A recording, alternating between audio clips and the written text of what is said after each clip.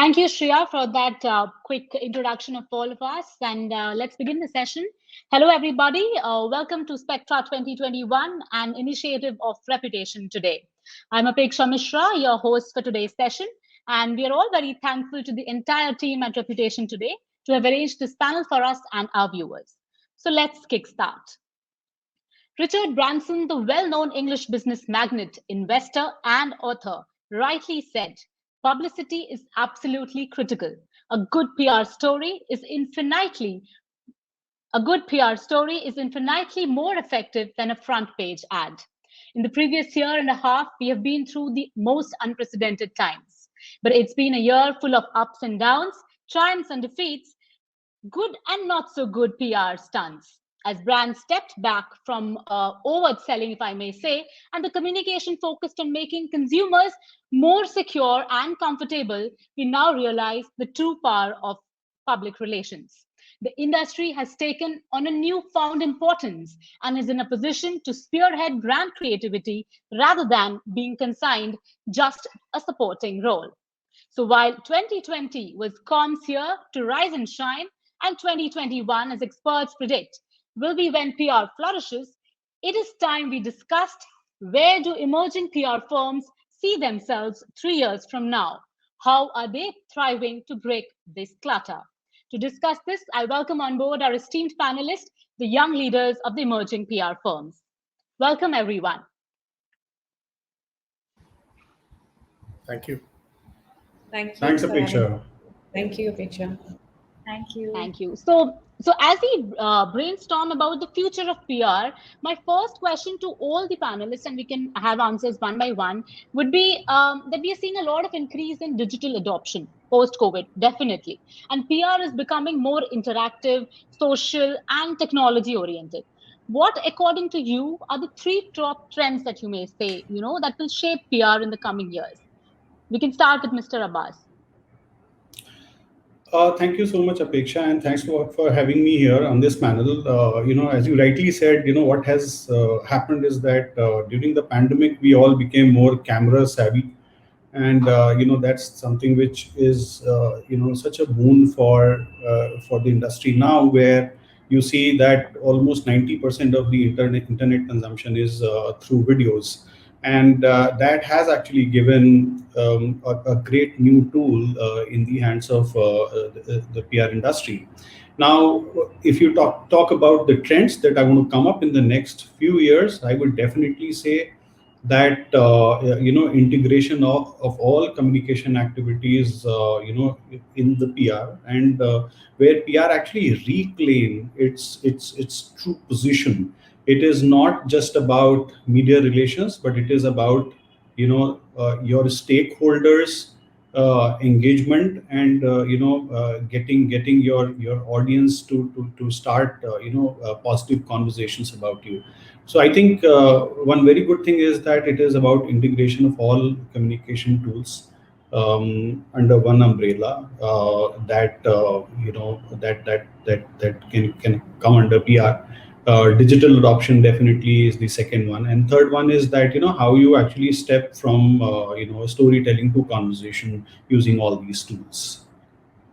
Absolutely. So the key message here is that the power lies in packaging. You need to have a proper comprehensive package, and which we'll be discussing in detail in the next few questions here. Moving on to your views, Tanya, and then we can take viewers of our next 2 guests as well.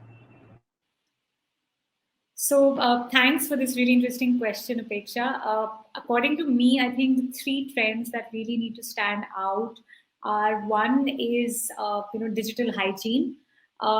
What was earlier an option for most brands or business owners is not an option anymore, but is priority. In COVID times, when everything was in lockdown and people had shut down their businesses, a lot of businesses had not explored the option of going digital. Today, digital hygiene is a must, wherein your presence on Google My Business, having even a web page, if not a website, ensuring that your website is SEO optimized, being where your audience is digitally is extremely crucial. It's not something one can ignore. That's one. 2, I would say the focus on brand building and distinguishing yourself vis-a-vis content is what is really, really crucial. Simply because the more digitally connected we are, the chances of diluting your brand digitally are also very high. So one needs to really sort of make sure that you know exactly what you stand for, who is your target audience, and then ensuring that all your communication and PR tools are targeted towards that one single goal. Last but not the least, I would say this whole concept of storytelling or brand narratives. Again, it's time to really relook at PR from a communications perspective.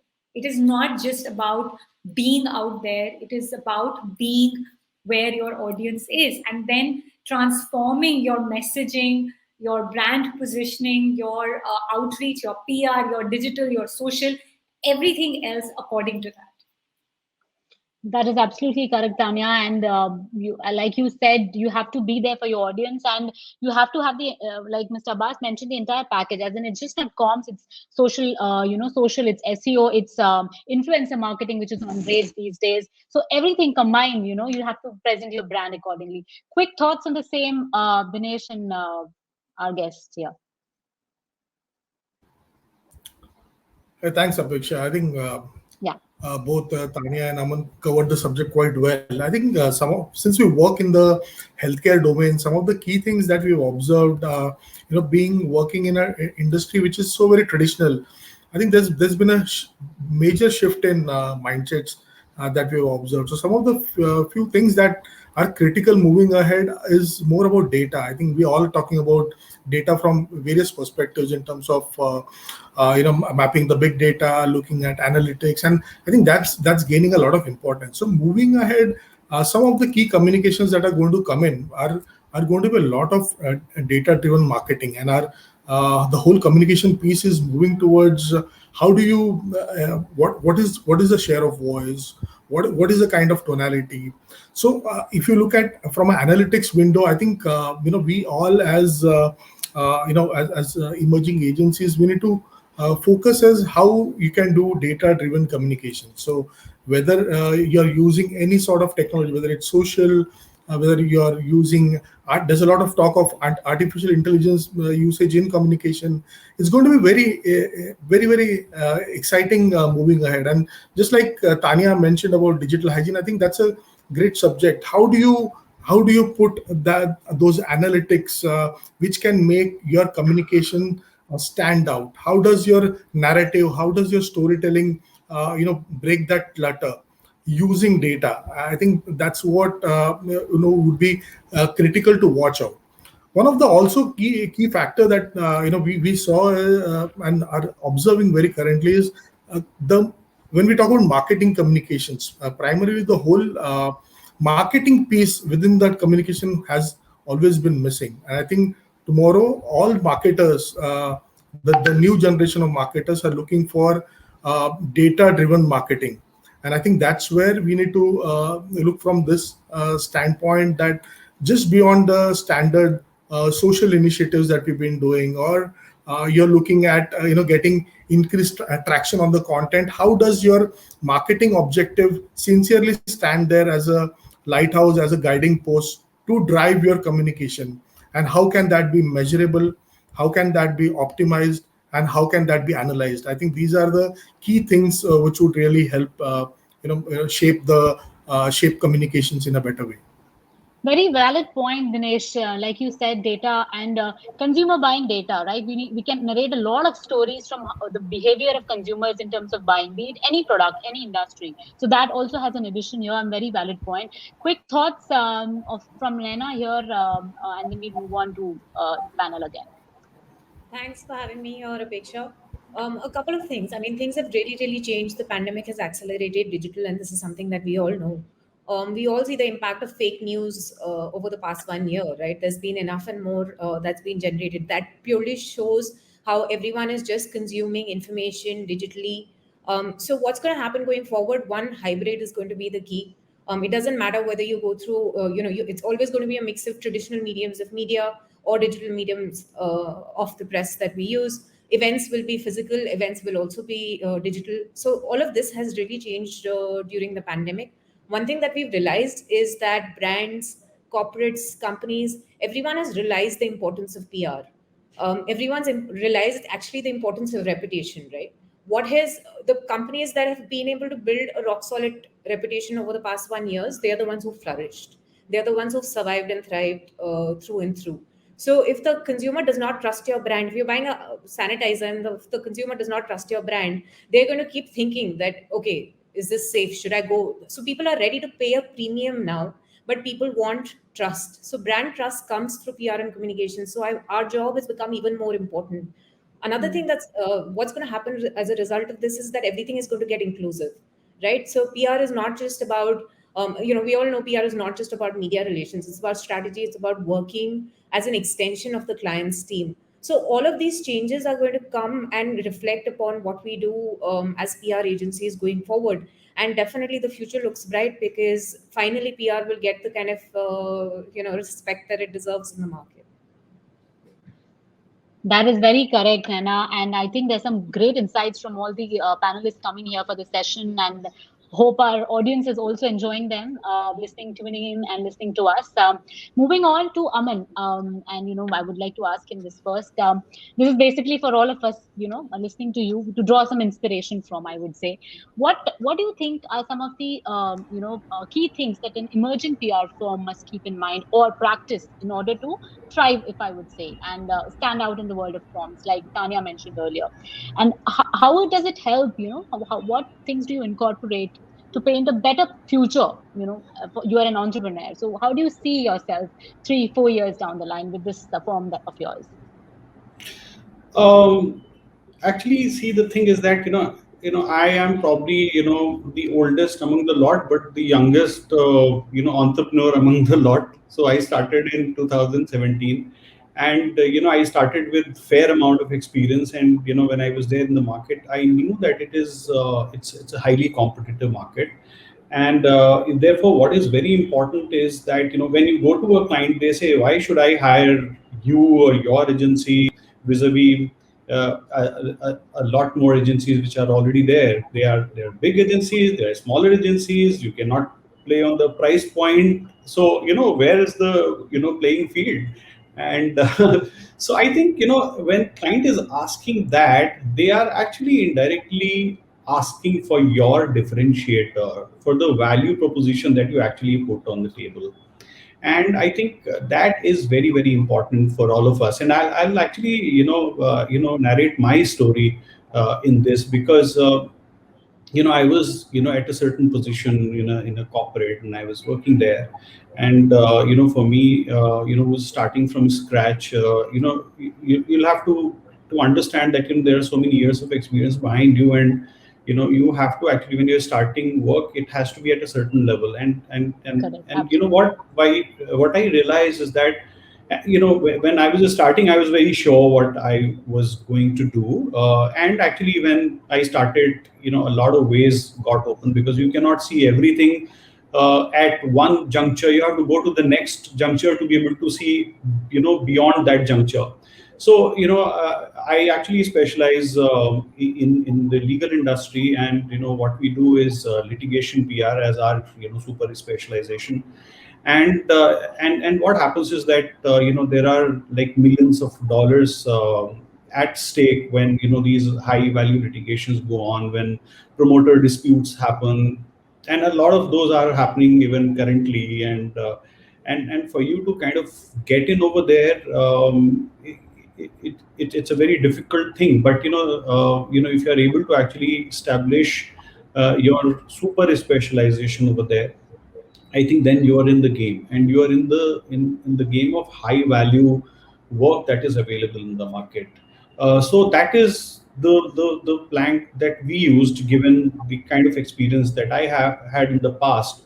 And when I started not from litigation PR, but from like more like law firm, BD.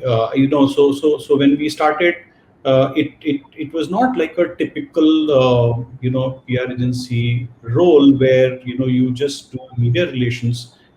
as the notion is. I mean, of course, as one of my panelists said that PR is definitely not equal to media relations, but it's an entire gamut of stakeholder engagement. So I think we started with law firm BD, which actually has a lot of specialized things within that. Like, for example, how do you ensure that your client is in the league tables where they are being viewed by their customers, how they are being ranked by global directories, and how they are being viewed at the platforms where their clients are, besides doing, of course, media relations. So there were a lot of things that we were doing, and then from there we actually gained client confidence, and then clients started referring us to the litigation PR matters. And so I'm very openly sharing what has been my journey with everyone, and my advice to other people from my own story is that I think that is very important. And it could be like, for example, you could go as a free thinker, bunch of people, and you say that we actually look at your problem and we offer solutions absolutely tailored to you, and that's where you actually make a difference. And when your client sees that you're married to the business goals of their business, then I think you've earned them for life. Because if you're helping them moving the needle, that's where then everything falls in for you, and nothing else matters, whether you're a small agency, whether your price point is this or that. But when client actually sees that sincere effort in helping them in their mission, you've won them for life. So that's my little story. Yeah, surely, Mr. Abbas, and I'm sure your story is of inspiration to many of those who are listening, tuning in, and aspiring founders, young founders. And we should want to know from all you guys, what motivated you all to take this journey, and how is it going. So And with in that, fact, just one thing I wanted yeah, to add yeah. here is that that it's been actually extremely satisfying journey ever since I started. And I think you have the creative freedom to do whatever you want to do. I mean, on the way, I created this platform called lawvisor.com, which is basically a knowledge sharing platform for the legal fraternity.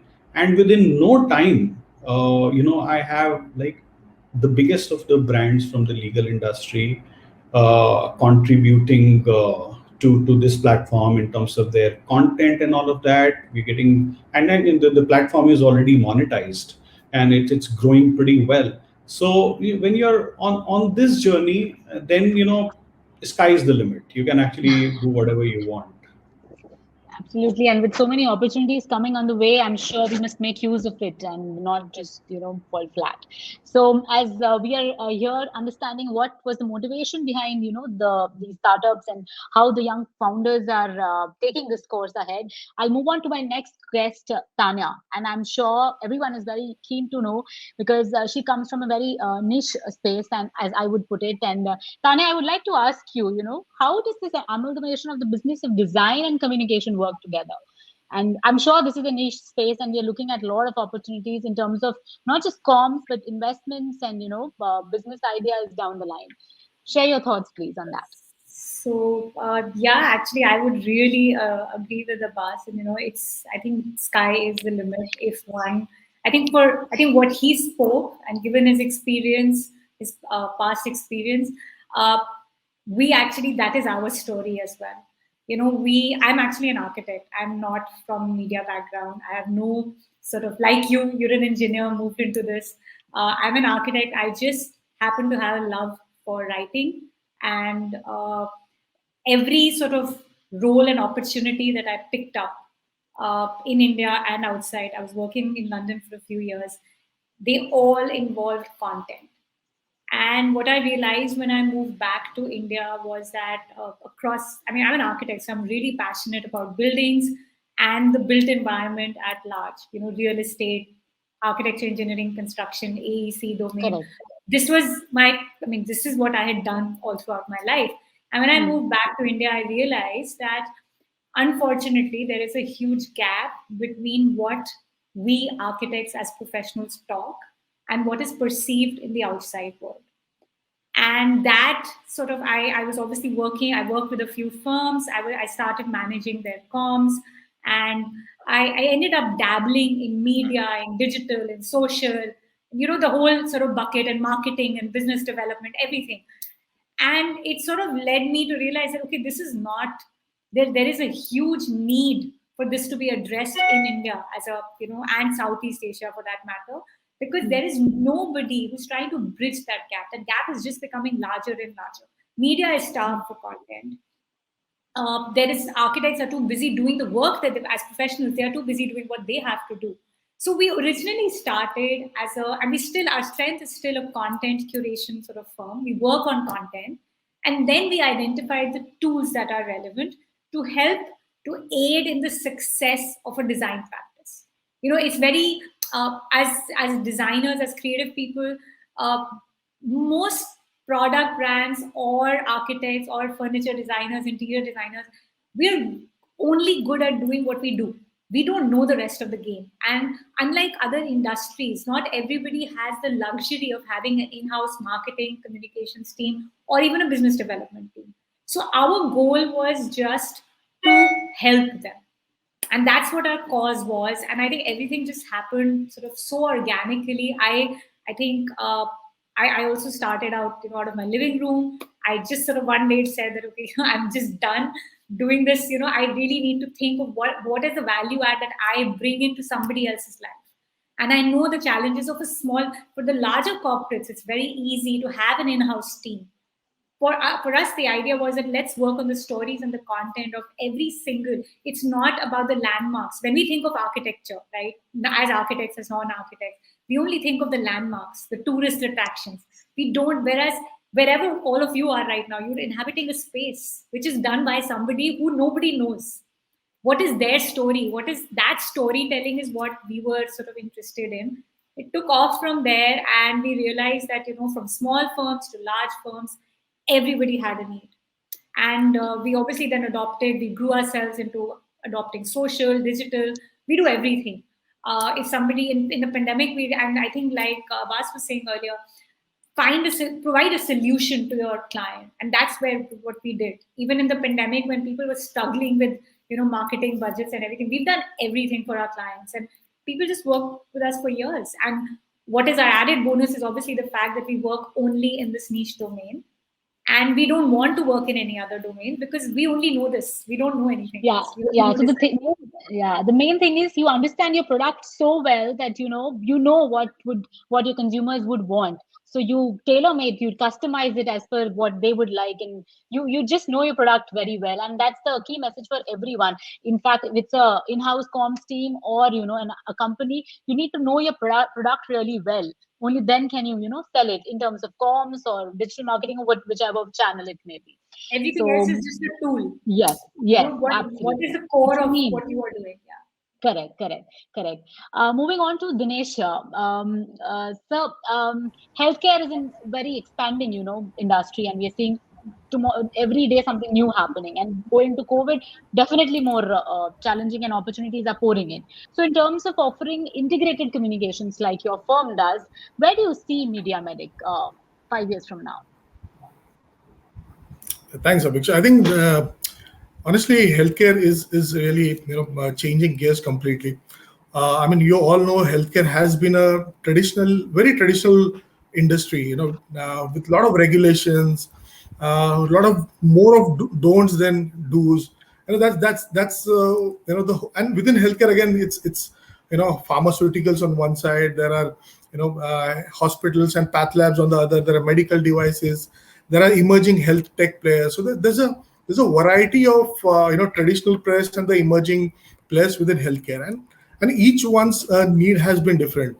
Fortunately, MediaMedic has always focused on communication as the core of it. So whether it's health PR or whether it's branding, whether it's design or whether it's doing your digital marketing perspective. It's about giving a solution to the marketing problem. I think that has always been the approach of Media Medic from day one. And I think over the years we have evolved because on one hand, for the pharmaceutical sector, their key customers are the doctors and their consumers are the patients at the end of the day. So there's a lot of layers that are involved. And I think in the past few years, there's been a big change in terms of health behavior of us as Indians. And especially in the pandemic, we've seen the spike in online consultation, the spike in Google searches on health conditions. I mean, we are now a larger population has started using health devices. A lot of data is coming out from consumers. I think we've been now accessing health at home kind of services. Now everything's coming home. We have got e-pharmacy. We have your path labs coming at home. The whole healthcare industry, which was so traditional for a long time, is suddenly changing gears. And someone who's been so traditional, so walking with the same mindset for decades, and there's an umpteen change. And currently, the real challenge to the healthcare industry is from the technology players. So if the healthcare industry doesn't move to the next level, the tech players are going to take over them, and the industry is just going to be a back-end player. And that's where the industry is really doing deep thinking. So whether it's pharma, devices, or life sciences, each one has got their own untapped potential that's there through communications. And I think the whole idea of having the right skill sets, from understanding scientific insights to consumer insights to so as to offer integrated services. I think there's a huge need that's been cropping up. And I think over the years we've actually built those processes at Media Medic so as to give support these healthcare players to take the next leap of doing more of get out of the domain of just doing disease awareness campaigns, but move towards storytelling, talk about patients, talk about caregivers, tell the narrative of what value that one person's experience, whether it's in cancer space or whether it's in another chronic conditions, to help each other, form communities around that, so as to regroup without a border, being there, and think beyond just selling the pill or just giving a service. I think that's where the next few years look like, and it's going to be really exciting when you look from an integrated perspective, keeping the center of marketing communication in your mind. Absolutely, and we are too excited too because telemedicals and video medicals, like you mentioned, have become the need of the hour. And every day, I think there's some new innovation happening in the healthcare sector. So let's wait and watch, and we hope you bring a lot onto the table. Moving on to Naina here, and let's chat a bit, Naina, about your vision behind starting Talking Point Communications. Like you mentioned, you started it 7 years back. I would like to know, what is it that you imagined back then in order to revolutionize the PR and comm sector has changed, or if you might say has improvised from then till now? Do you see this entire landscape evolving, and how is it?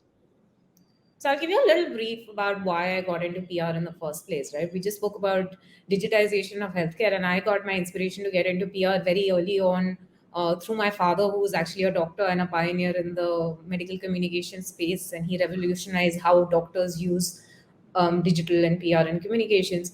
He used to be the media spokesperson for every crisis in the country. And I remember when Michael Jackson had died, I came out of my room at 1 o'clock. I was fairly young. So like 20 reporters lined up in the living room at 1 o'clock in the night. And I was so fascinated by the field of media. I was so fascinated by the entire communication spectrum that I wanted to know more. So then I did my master's in international PR. I worked in London for a while, then worked across agencies.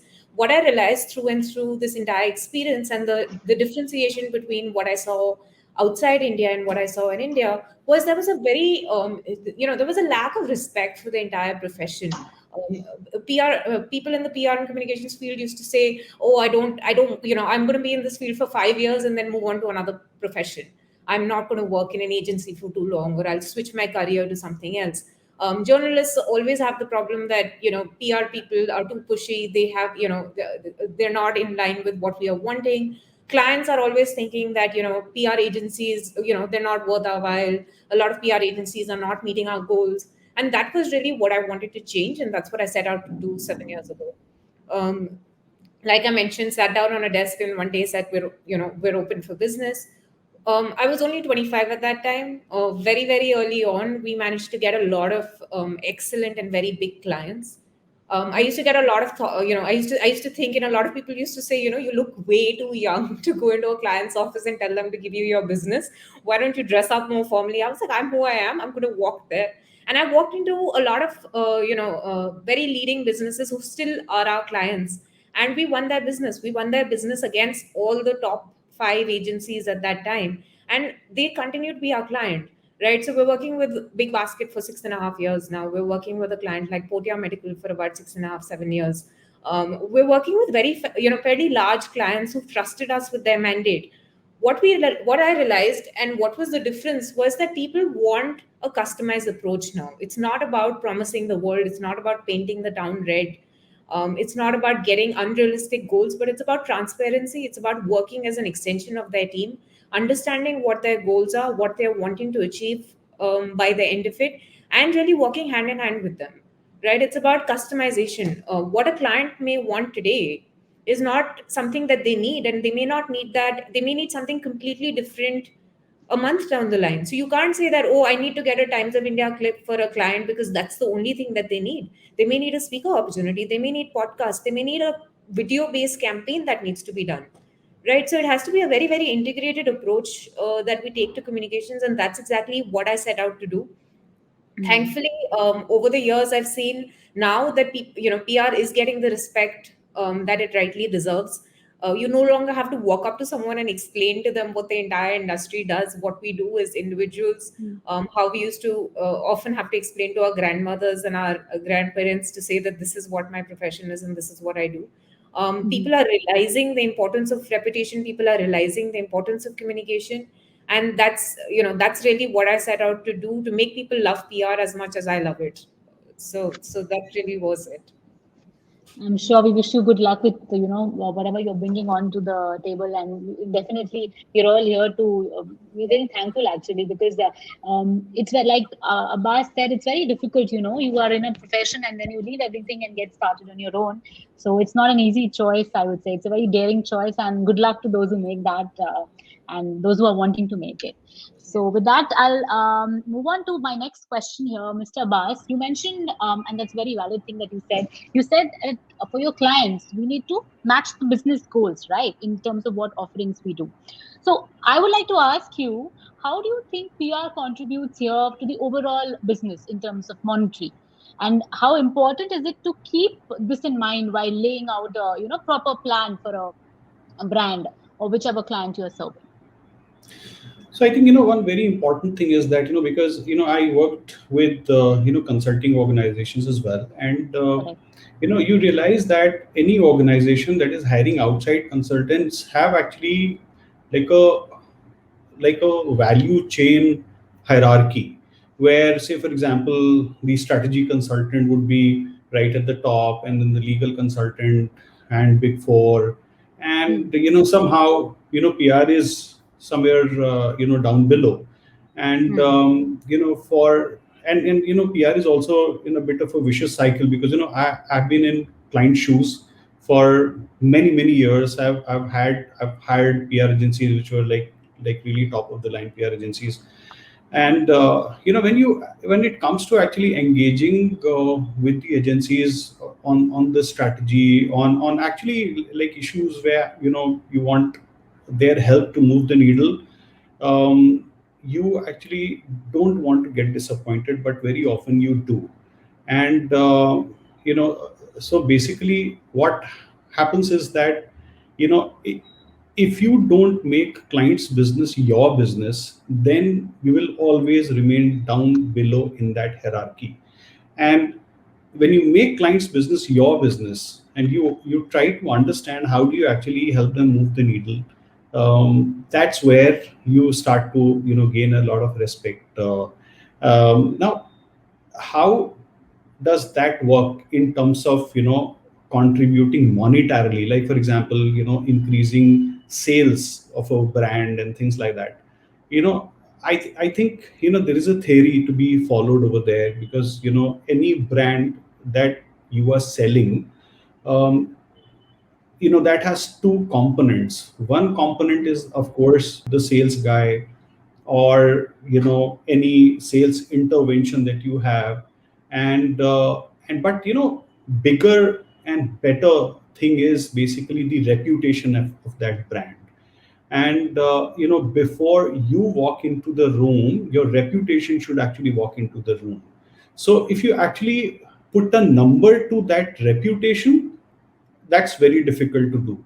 But I can tell you one thing. There was a very nice survey, because in KPMG we were also doing risk consulting.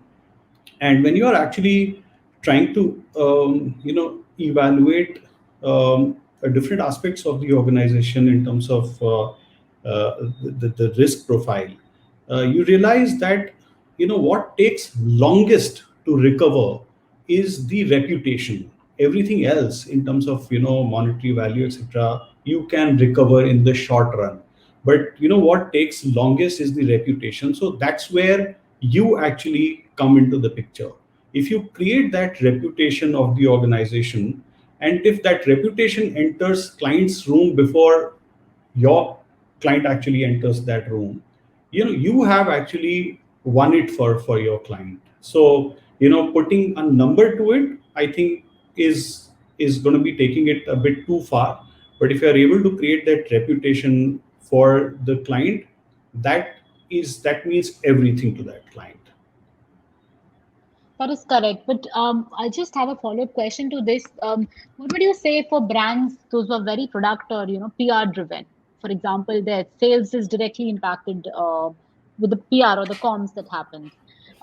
Would you still feel the same for those brands? See, I worked with Google right in the early days when they were not really advertising much. Now, of course, they started advertising, but there are some brands which are absolutely built on PR. And when PR builds so brand, it's much more robust. But again, that this is a classic example that I gave you, that in the initial years, I mean, I was, I think, till I think about 2011 or so, I was working with these people, and that's the time when they were building on search, they were building on a lot of new products. And that's where we were utilizing PR as a major tool than any other tool for that matter. And that awareness, that I would say, the overall brand reputation, the kind of stuff that you do, the kind of narrative you set in the market, that eventually actually drives the sales for you. I mean, there was never a sales target attached to it, but like, for example, we would work closely with the product managers in socializing the new products that come into the picture, and ensure that it reaches the right kind of audience, the communication reaches the right kind of audience. And then it automatically then gets converted into the sales or whatever adoption of the product that you're looking at. Leads, yeah, absolutely correct. A quick, actually, we are falling a little short on time, so I'll move on to my next panelist, Tanya here. And Tanya, given your prior experience in comms and writer, and you were a writer and author also, like you mentioned earlier, you are very well versed with the entire media landscape, and you spoke about SEO and digital and all the other channels as well. So, how do you think has the concept of paid media, earned media, or editorials, if I may say, panned out till date? Because earlier they were not that in, but given this current situation, the demand for a comprehensive PR agency is the need of the hour. We even discussed this earlier. How do you see emerging PR firms, offering to this trend in due course of time? Are they adding in, or what is the thought process here? Well, I would say that emerging PR firms actually have that unique opportunity to customize their offering, as soon as possible, as early as possible. And in fact, it helps them get that added advantage of being able to offer something more than what they already have. What other agencies are all. This is the USP that we were talking about earlier. This is what distinguishes an emerging firm from a firm vis-a-vis a firm that is already doing something. So that added offering is one thing that can distinguish them. Talking about your earlier question, which was to do with paid ads, I think advertising will not go anywhere. Advertising is something different from marketing, is something different from PR, is something different from communications. It's just that, again, the tools will change.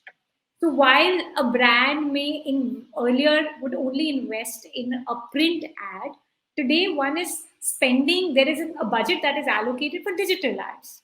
And when it comes to digital, there is also not just online media platforms, but there is also Google ads, there is also Facebook ads. So the whole game has changed. But advertising itself, it's not something one can do without. Again, it goes back to the big idea of who is my target audience, where are they, and if I'm selling a product, then I need to be where my consumer is. If I'm selling a service, then I need to figure out advertising opportunities accordingly. That is absolutely correct. We are talking here about the right media mix, and Tanya laid it out very well. Moving on to Dinesh here, and since we already spoken a bit on the media mix, Dinesh, I would like to understand from you, is it crucial for PR firms to be implementing the right kind of media mix that a brand can benefit from? What kind of a media mix do you think is here to stay? And you can include more options as well, not just the ones I mentioned earlier.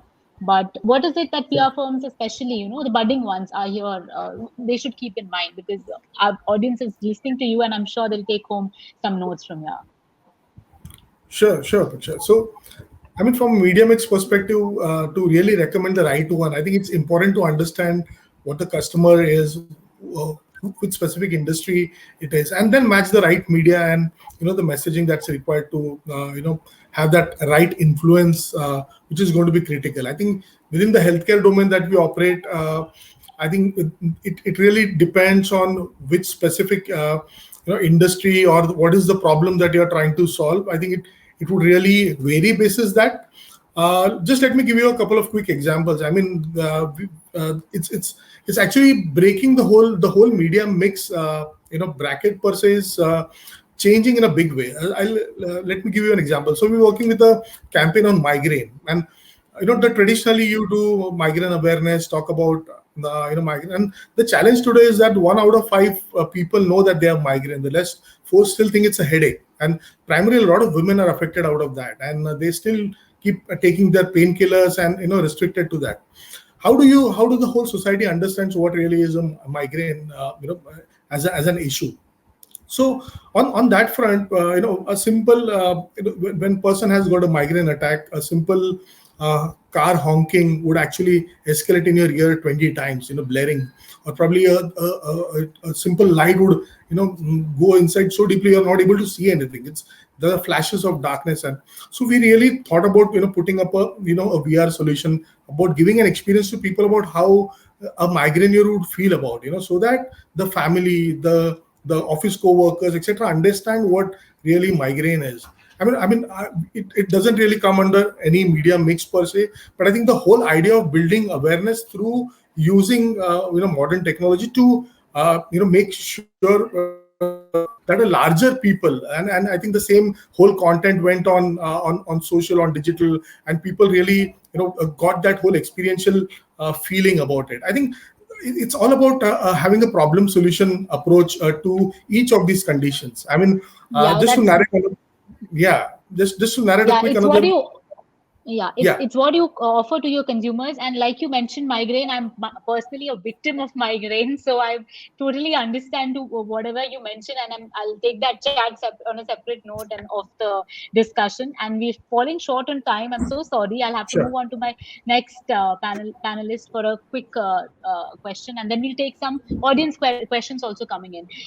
So Naina, I would want to understand from you, for an emerging brand, or for that matter, any brand to flourish, it's important to find the right balance between strategic planning and the kind of media relations and comms that you do. And you also mentioned it earlier, right?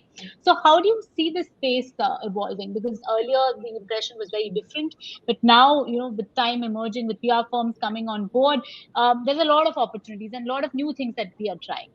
How do you think this space can change, keeping the target audience in mind? So honestly, I mean, if you take any brand, any company, any person, right? They all want to make news by the end of it. They all want to be known. They all want to create that kind of credibility. No matter what channel you use, you may use print, you may use digital. It doesn't matter. By the end of the day, everyone wants. That's the goal that they want to achieve. Question is, how do you do it? What are your talking points? And that's really how our name came about.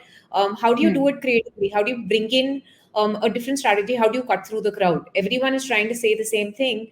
And like we just spoke about how to differentiate a migraine and how to make other people understand it. So it's really about having an agency or having a partner on board who can help you communicate the right kind of messaging.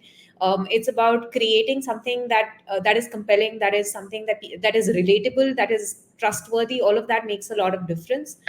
So it can be a very small brand, it can be a very big brand. You see, the good part is digital has made virality a reality, right? You see people who are from their own kitchen, they're becoming viral overnight and they're becoming popular and they're coming up as stars. So everyone has the potential to be as popular as they want to be. It's really about giving PR and communications content, giving video the due importance that it deserves, thinking smartly, thinking out of the box, being innovative in the way you approach things, how you guide your own clients as agencies, that these are the various things that you can do. These are the campaigns you can come up with. A founder may be great at doing his job, but they always need someone to be their creative brains to brainstorm with them and really come up with something that actually makes an impact and a difference. That is very correct, and I'm completely agree with you, Naina. It's very important to know the business, like we discussed in the beginning, that even if you're in the comm side of the business, you need to know what your product is, in order to sell it. In order to sell it, you will need to do some kind of comms through be it any channel, right? So definitely.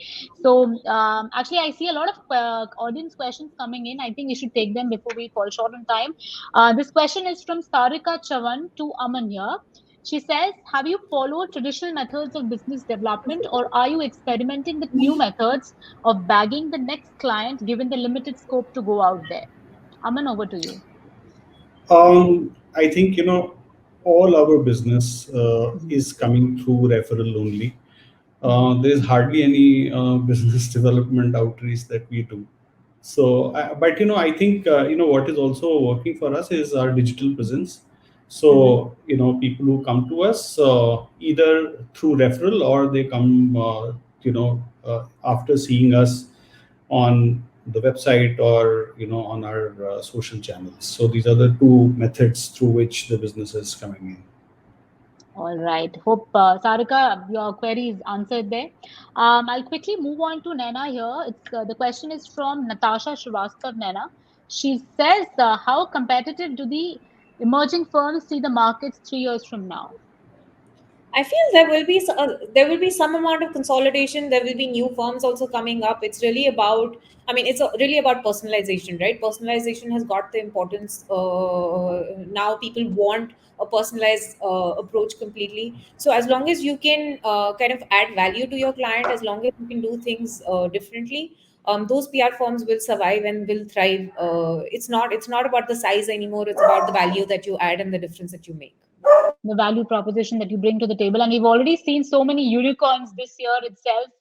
So I'm sure we're going to see more innovations in the future as well. Moving on to Dinesh, I have a question here from Mukta. She says, with technology and healthcare sectors booming, what is the scope for growth in PR over the next 3 years? I think you've already answered this question, but quickly, a two-liner if you want to brief Mukta here, Dinesh. Thanks. Primarily, I think the whole traditional mindset is being broken. The whole transactional business is getting into relationship building, storytelling, cost-based marketing, and I think if you are able to use tech to give solutions to the problem for your clients with agility, with a solution-oriented approach, I think there's a lot that emerging firms can really help to transform themselves to adapt to the newer scenarios. Totally, a lot of effort is going on by these, a lot of effort being put in by these emerging PR firms to offer what it is they're offering to you. So please encourage them and learn something from them. That would be the key thing. Last question for Tanya from Dosia Joseph here. She says, "What is the risk assessment plan given the volatility we'll see over the next 3 years?" I think the one thing that the pandemic has taught us is, again, to adapt. I think adapting to whatever the situation is, whatever the circumstances are, making sure as an agency you have your basics in place, you can customize your offering, and the fact that you can, you can just, again, customize your solution to whatever is the need of the hour. Instead of focusing on just sort of yourself as an agency, the idea is to focus on what your offering is and to your target audience. So I think that should help cover up for all this. Yeah, hope Dosia, we've answered your question. And before we wrap up, we'll just do a rapid fire round. And I would like to know from each one, you just give me one word, when you think of PR or comms. When someone tells you PR or comms, one word that you associate with. We'll start with Abbas and then we'll go in order. Let's go the other way around this time. Okay, all right. Last. All right, we'll go with Dinesh, Naina, and Tanya, and then Abbas. I think it's all about one word. I think it's meaningful content. Okay, content. All right. Okay. Yes. For me, it's reputation. That's the platform we are on also. All right. Tanya, yes. Outreach. Yes. Okay, that's good. I think reputation. Reputation is that one word that encompasses everything. And here we are on reputation today, hosting this panel. What better platform, I would say. That's great. And we've come to the end of our session. And audience, I think a good couple of questions we had. And hope you enjoyed the session and you learned a lot from our young leaders here.